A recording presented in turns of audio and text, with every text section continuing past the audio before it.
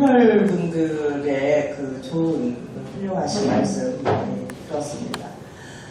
신앙송을 할 때는 의상을 편하게 입으라고 이렇게 하는 데도 있고 그 시에 맞춰서 그 행사에 맞춰서 입기도 하는데 결례나 역사시 이런 거 할 때는 의상에 대해서 지금 말씀하시는 분은 또 없으신데 만약에 한복을 입으면 우리 한복 전통을 다 갖춰서 입었으면 좋겠습니다.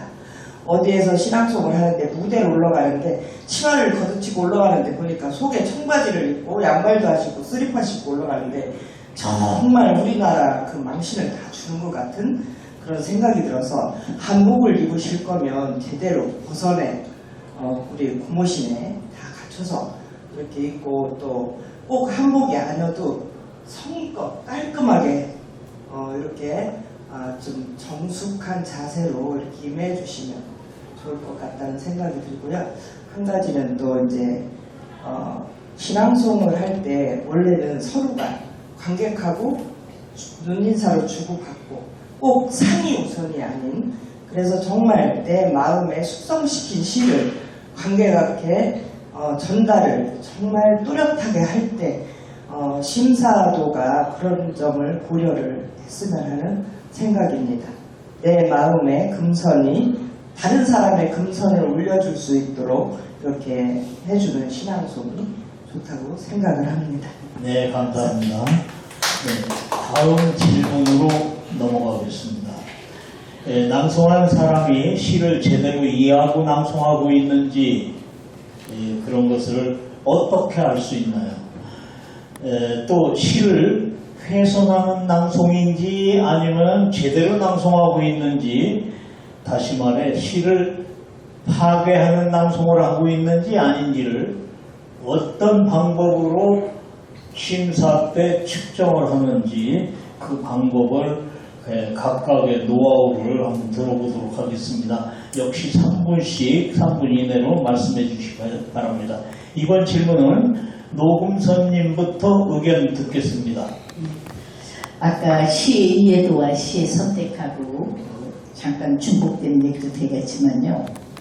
문장을 제대로 이해하고 있는지 그리고 그 문장이 주는 내용 하나하나에 신경을 많이 쓰고 있는지 그 다음에 그 문장과 맞는 감정이입을 하고 있는지 그 다음에 시의 내용과 맞지 않는 강약, 고조, 장단을 그냥 자기가 하고 싶은데 하고 있는지 그 다음에 이따금 보면은 그 자기 감정에 취해가지고 웅변식이라든가 영국식으로 시를 낭송하는 사람도 있습니다.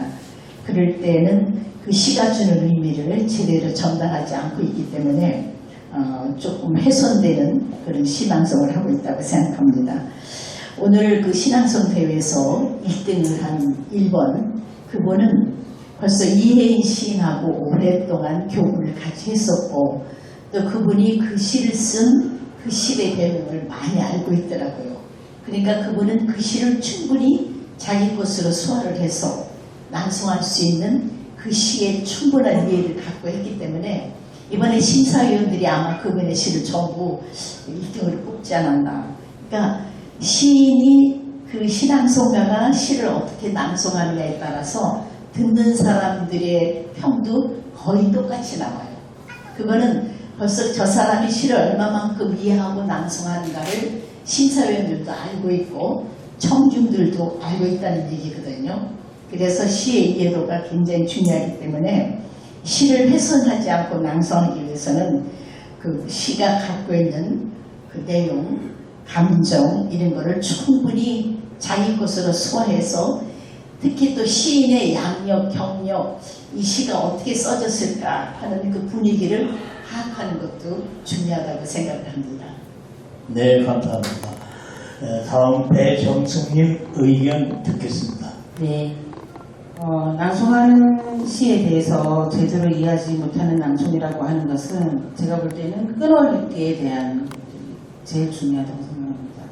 일단 끊어읽기를 어떻게 하느냐에 따라서 이제 뜻이 달라지기도 하고, 일반적으로 우리가 알고 있는 주어나 뭐 목적어 이렇게 끊어 읽는다고 했을 때 그런 부분에 대해서도 아무런 생각 없이 낭송을 하시는 분을 볼 때 그 뜻이 달라지고 의미 전달이 달라진다고 생각하기 때문에 끊어읽기에 대한 오류를 범하지 않는 것이 시를 훼손하지 않는 것이라고 생각하고요.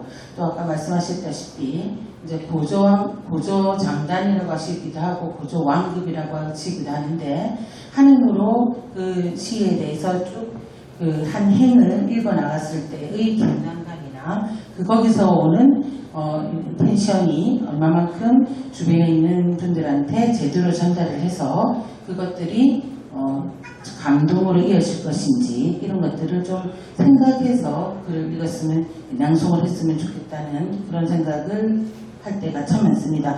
저도 이제 같이 공부하는 친구들하고 이런 것들에 대해서 많은 얘기를 하고 있는데요. 또 그 단어의 선택에, 단어가 쓰여진 것에 대해서 그 장음과 단음에 대한 차이, 그리고 특히 저는 이제 부산에 살다 보니까 경상도식 발음을 많이 하게 됩니다. 근데 그것은 고칠 수 없는 어떤 좀 타고난 숙명처럼 발음하고 발음의 차이가 잘 안 되거든요. 그런 것들에 대한 섬세한 연습, 그리고 그런 것들에 대한 충분한 숙지가 있어야지 그 시에 대해서 이해가 좀 더 제대로 전달되지 않을까, 그런 생각이 듭니다. 제 생각은 그렇습니다. 네, 감사합니다. 다음은 하정철님 순서입니다. 말씀하시죠. 네, 저는 디테일한 것보다는 조금 큰 것을 말씀드리겠습니다.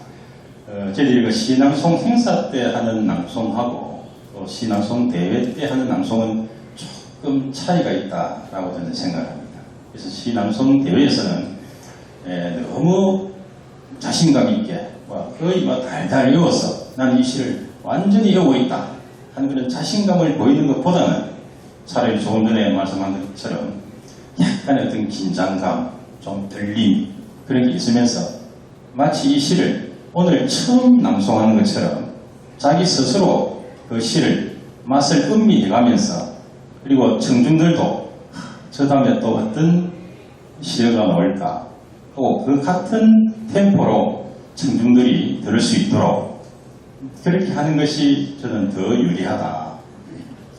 그것이 진정 그 시를 자기가 정말 이해하고 살리는 것이다. 저는 그렇게 생각합니다. 예, 다음 김정은님 마이크 받아주시고요. 예, 말씀하시죠.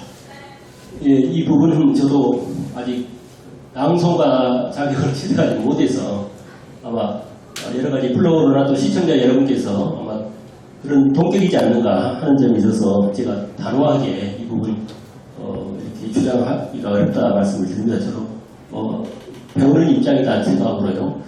그래서 그런 점에 있어서 이제 우리 앞에 패널님께서 좋은 말씀을 하셨습니다만은 제가 이제 생각하기로는 특히 발음법에 대해서 그 단어에 있어서 이걸 장음을 할 것인가 단음을 할 것인가, 그리고 이어서 할 것인가, 우리 쓰는 것하고 읽는 것하고 다른 점이 있어서 이런 것을 잘 구별해서 훈련을 하고 또 평소에 연습을 해야 되지 않는가. 제가 시를 공부하는, 시낭송을 공부하는 입장에서 보면 다른 것은 몰라도 이 부분은 소중하지 않는가 하는 점입니다. 네, 감사합니다. 다음은 김태근님 말씀하실 순서입니다. 네, 말씀하시죠. 네, 많은 패널분들의 말씀을 공감을 하고요. 그 시가 지닌 본래의 뜻을 훼손하지 않기 위해서는 감정이입을 어떻게 하느냐가 저는 가장 중요하다고 생각합니다. 감정이입을 과도하게 했을 때는 부자연스럽게 들릴 수도 있고, 또 감정이입을 덜 하면은 감동을 줄 수 없는 낭송이 되기 때문에 적절한 감정이입이 필요하고요. 시의 뜻을 훼손하지 않기 위해서는 첫째, 주제를 정확하게 알고 낭송해야 된다고 생각합니다. 그리고 그 주제를 알고 나면 내 마음에 그려지는 이미지, 그림이 있습니다. 이것을 심상이라고 하는데요. 심상을 먼저 나타낼 수 있어야 된다. 그리고 그 다음에 한 가지 또 더하기 할 것이 운율입니다.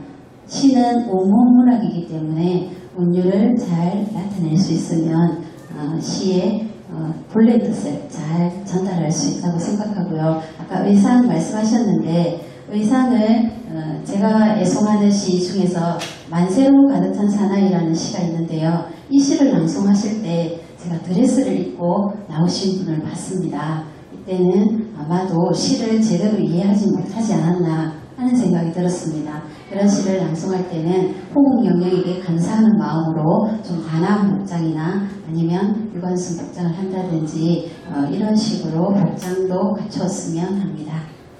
네, 감사합니다.